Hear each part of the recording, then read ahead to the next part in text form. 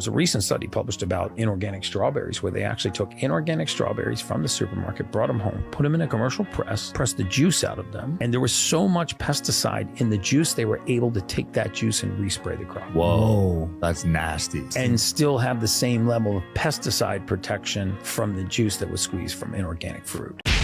What's up, guys? Jeff Cavaliere, ATHLEAN-X.com. Admit it. You've been on Instagram just like me, scrolling through the stories, and something like that pops up, and all of a sudden, you'll never eat strawberries ever again. Well, I can kind of put your mind at ease a little bit maybe, and that is, I'm not sure that that study was ever reproduced to show what was being said there. However, are there other instances where you might want to actually reconsider some of the foods you're eating? I believe there are. And as always, I'm going to use science to guide my decision making and help you into making some of the same decisions, perhaps, if you agree. That being said, I'm going to start off with Rhonda Patrick, one of my favorite nutrition experts of all time, making me rethink one of my other favorite fruits, bananas. Another thing that I've changed my mind on, and this is actually very, very recent, is adding bananas to my smoothie.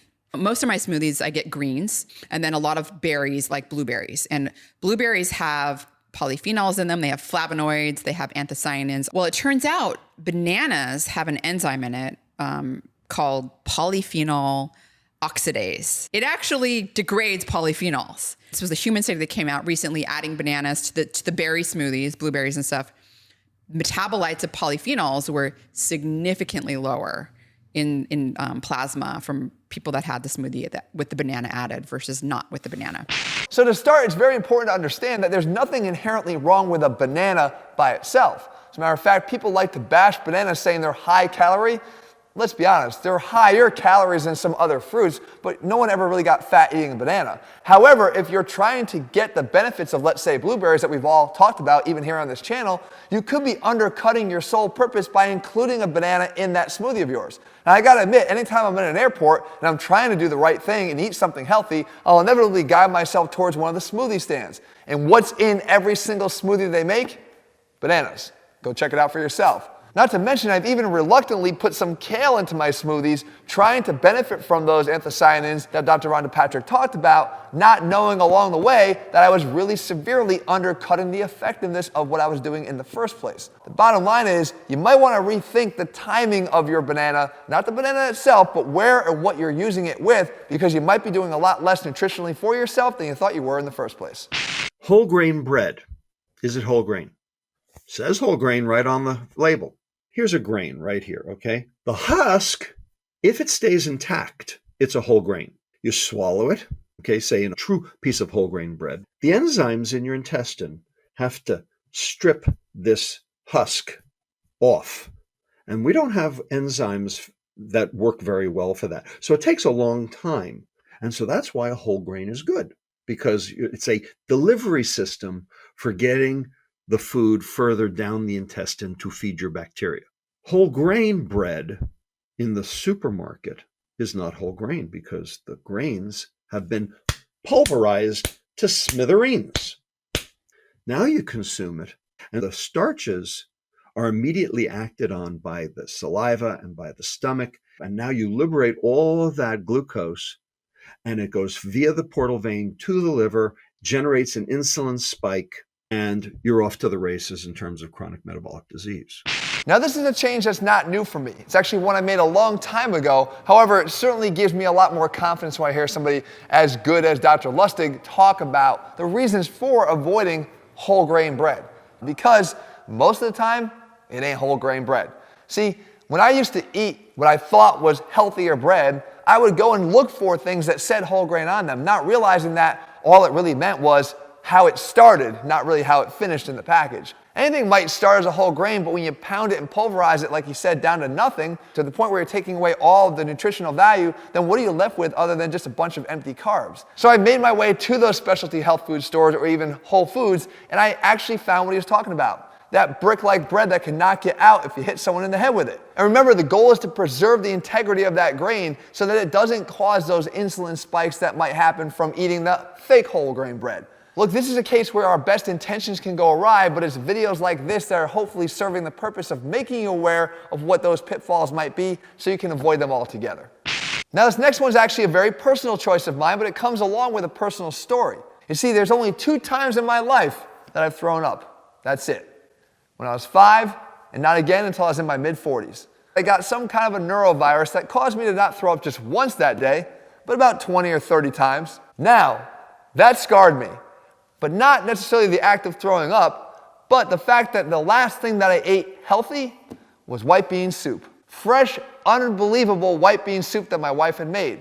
And unfortunately, every single time that I see white bean soup to this day, I get nauseous and I want to throw up.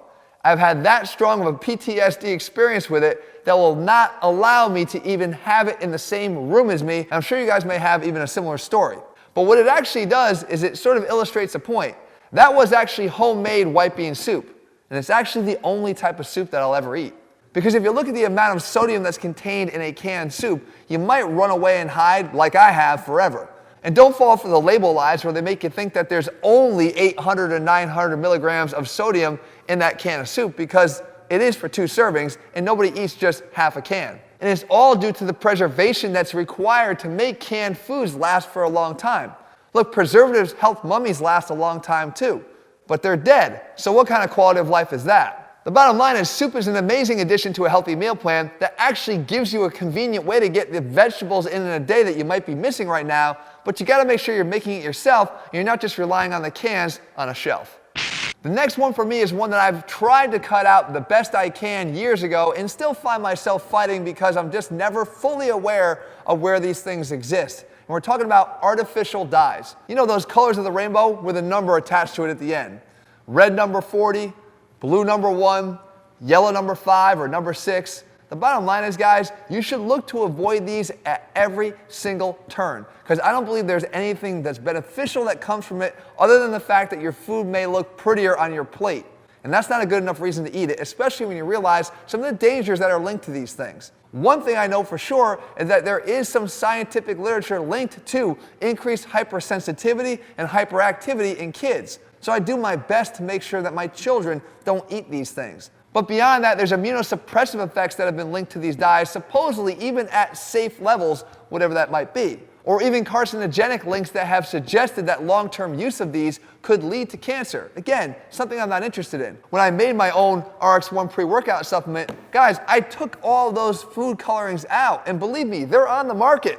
I don't want to name names, but read the back of your label, and some of the most popular ones actually have these colorings in them. For what reason? So that your pre-workout glows in the dark when you drink it? No thanks. I'll pass. And so should you, because these additives are adding nothing to your long-term health and should definitely be avoided at all costs. And that brings me to food number 6, and believe it or not, it's actually related to the last one. We're talking about farm-raised salmon and coloring.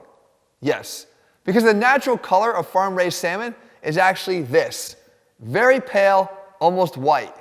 But the way that they make it look like this is through the inclusion of some of the very same food colorings in the feed that they supply these farm-raised fish. And as the old saying goes, you are not only what you eat, but you're also whatever you eat, ate, because that's also making its way into your body. So once again, the recommendation is to always seek out whatever it is you're eating in its most natural form. Wild-caught fish is going to be better for you than farm-raised fish every single time. The bottom line is make sure you're also getting it from a reliable source, because with all fish, no matter farm-raised or wild-caught, you're still going to have to be concerned about heavy metal contents and high levels of mercury, so you want to be sure you know where you're getting it from. But if it came down to these two choices, guys, certainly with salmon, pass on the farm-raised and choose that wild-caught every single time.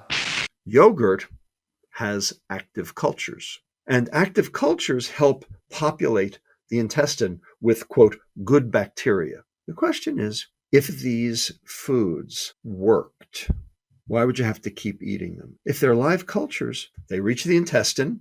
It's nice and dark and murky, and certainly bacteria are growing in there. Why don't they just set up shop? And the answer is because they're not living anymore. They died. And that's the reason why you needed them, is because your own died, because you have an inhospitable intestinal environment. So you don't need a probiotic. You need something that will let the bacteria grow. You need a prebiotic. Well, what's the prebiotic that's in real food? Fiber.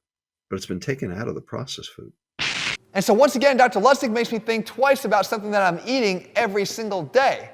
And for me, that's a good thing because I think we should always be open to reevaluating what we put in our body. But for me, I will continue to eat yogurt. And only because I do believe that I'm getting that prebiotic portion of the equation right by eating lots of fiber every single day.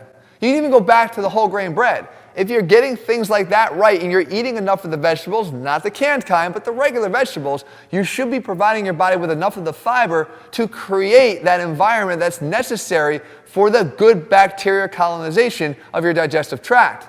So even though the yogurt portion of my diet may not really be hitting it out of the park, and I might actually be providing myself with a bunch of dead bacteria in the process, I still think that, as he said, the most important part is getting the fiber portion down to create a better environment for the yogurt that you are eating.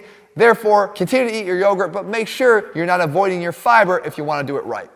Now, if you want to know what I eat every single day, there's actually 17 foods that make it into my daily nutrition plan. You can see that video here where I break each one of them down. Yes, yogurt is on that list. If you're looking for a complete program, guys, that includes a meal plan, you can find it at ATHLEAN-X.com. Click subscribe, turn on notifications so you never miss a video when we put one out. All right, guys, see you soon.